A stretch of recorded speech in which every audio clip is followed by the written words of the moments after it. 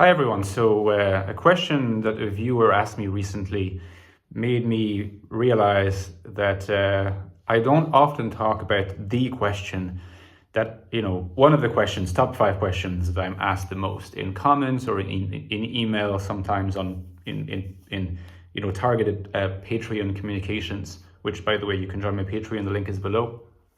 And it's the question is basically, how can I know that I'm using NI properly, that my NI is well integrated, that my NI is flourishing, that I'm doing things right with NI, that I am thriving with NI, okay?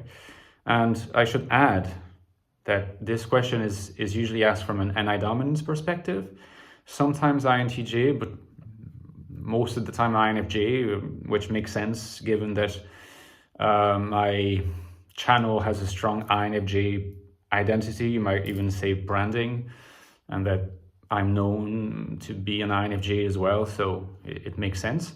So I'm asked that question by INFJs themselves, who may be wondering whether they're doing the right thing by their NI, okay?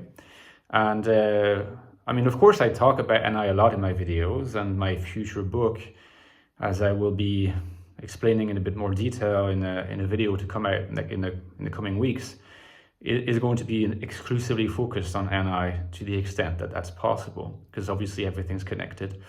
But I have rarely addressed this question as frontally, okay? And I want to do this in this video. So when someone is saying, when an NI dominant is asking themselves, am I using NI properly?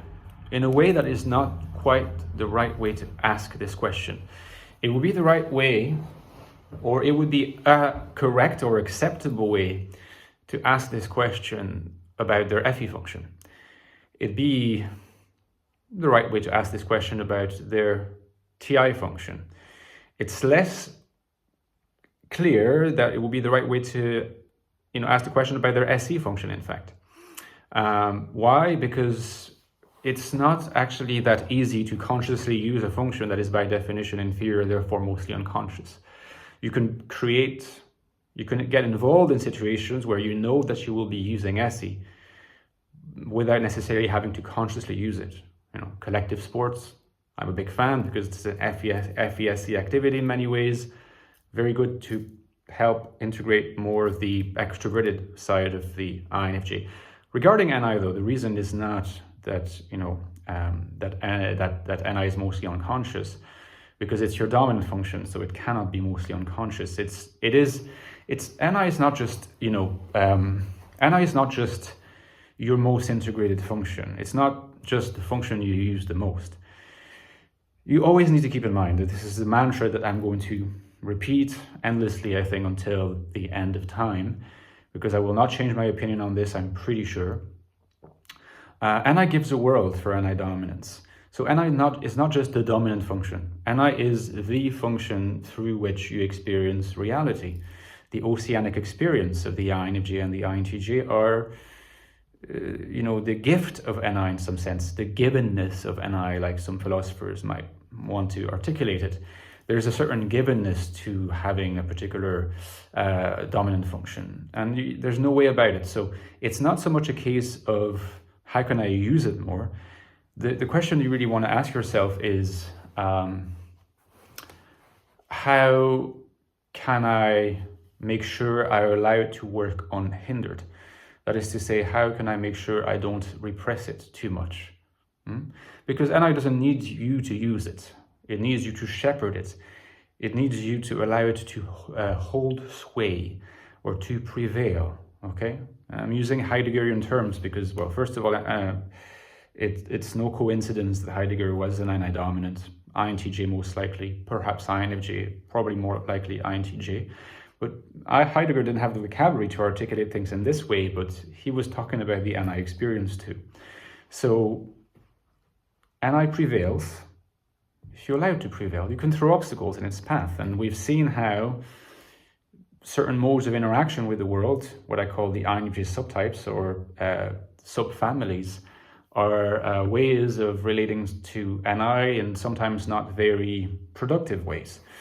The thing that you ought to keep in mind as well is that ultimately the best way to allow NI to work unhindered is to have a balanced use of your different functions. Auxiliary, tertiary, inferior, okay? So when I say balanced, I mean that, obviously FE is very important, TI is important, SE is important. You need FE to integrate, FE and TI, in fact, to integrate with the articulation and realization of the NI vision. You need SE to feed NI, to give NI the nurturing it needs to expand, to continue cycling forth, okay? So you need all these things. It's not easy to know if you're doing the right job.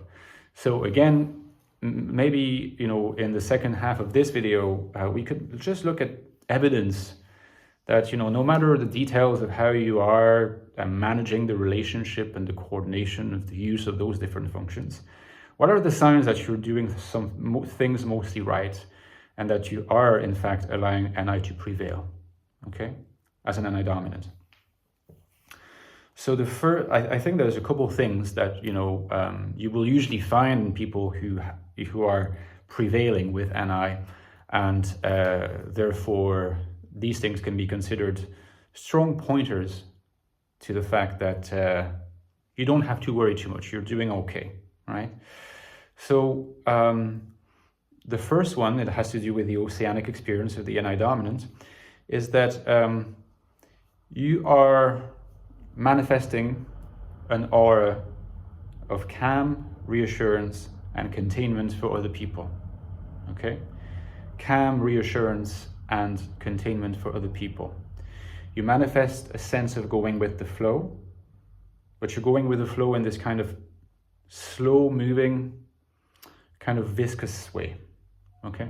You're not pushed around, you're not agitated, you have this kind of chill, calm, going with the flow vibe, and a certain sense of gravity and seriousness about your eyes, perhaps, or about your expression that is subdued and subtle, okay?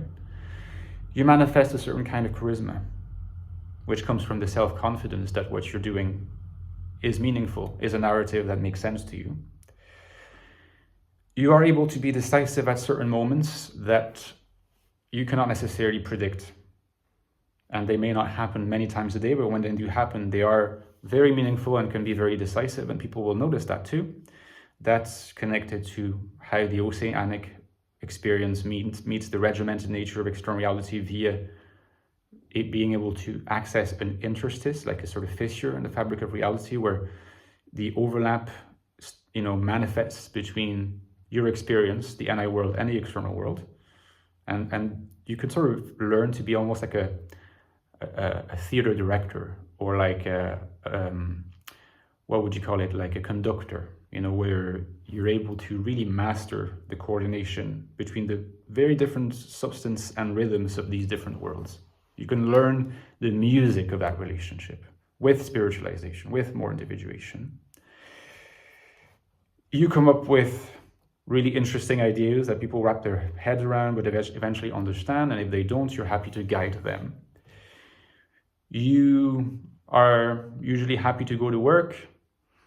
If you're not happy about certain things, you're able to make changes. You don't worry too much. You take it as it goes. You're able to focus on your main interests, but not at the expense of engaging with other people, of being committed to other people, of sometimes helping other people. You're not worried that you're not going to find time for your private activities. You have an intuitive trust that this will happen in time and in space. You inspire trust in your friends. Your friends confide in you.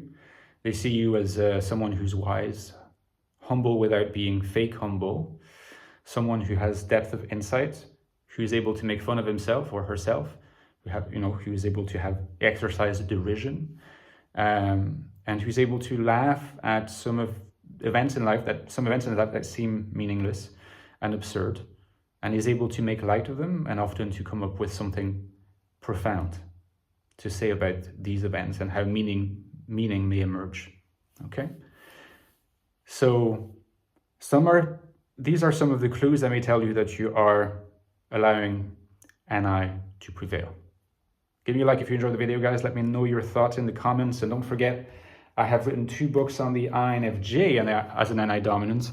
And, you know, these books are also about understanding how we can shepherd our NI function, the key source of our authenticity. And this book is certainly all about INFJ authenticity in a sense, and how we can be authentically INFJ, NI dominance, in a world that is often perceived as hostile, and encouraging us as a means of protection to not show our NI too much. And my argument is that it's a mistake, that we should really just wear our NI on our sleeves.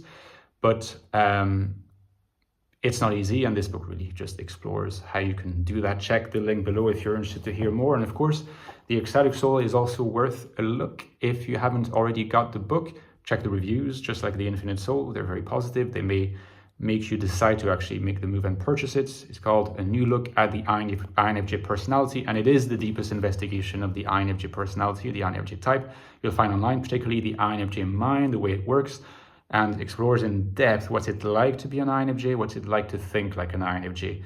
There's nothing more investigative and going deep that you can find online up to the present day, apart from the Infinite Soul. So check it out. And finally, guys, as usual, don't forget that the life source of my channel is your kind donations that help me keep the channel going, producing videos every day for you.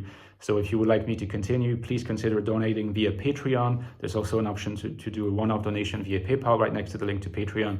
If you join my Patreon, and it's not a high premium, it's not a high fee, you get access to some really cool perks like Discord, bonus videos, and many other things. So check it out. Hopefully see you there. I'd be grateful. See you soon. Bye-bye.